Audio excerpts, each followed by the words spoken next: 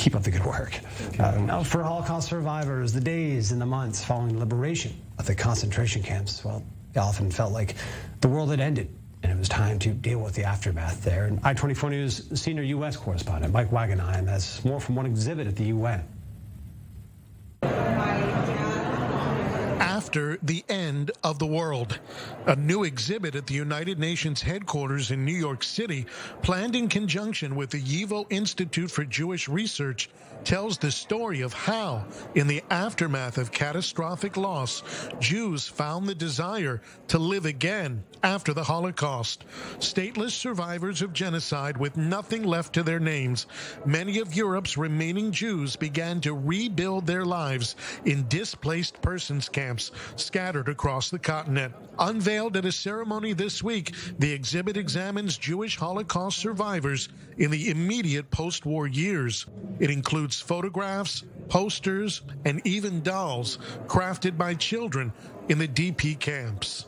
The Jews in the displaced persons camp took control of their own lives. They had their own committees. They had their own political and social and cultural leadership.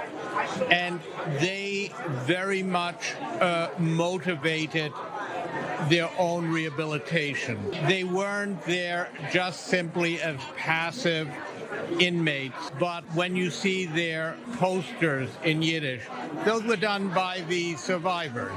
When you see newspapers, these were done by the survivors. Their own insistence on a Jewish identity, being recognized as Jews rather than as citizens of their former countries. That was at the insistence of the survivors and their leadership. The exhibition also shines a light on the United Nations Relief and Rehabilitation Administration, a brief but critical effort led by the U.S., which served as the first multinational refugee response of its kind. The U.S. played a critical role in the founding of this relief administration, which helped so many displaced people after World War II. It's a powerful reminder that these issues about displaced people continues to exist today.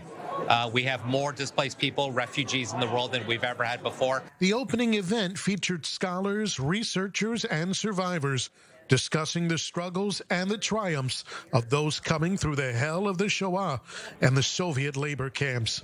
Correspondents from survivors and family members trying desperately to track down one another are drawn from the United Nations archives. The Jewish people survived, and they more than survived, they succeeded. They had dreams, they had hopes that nothing in history, nothing in our 3,000-year history can erase.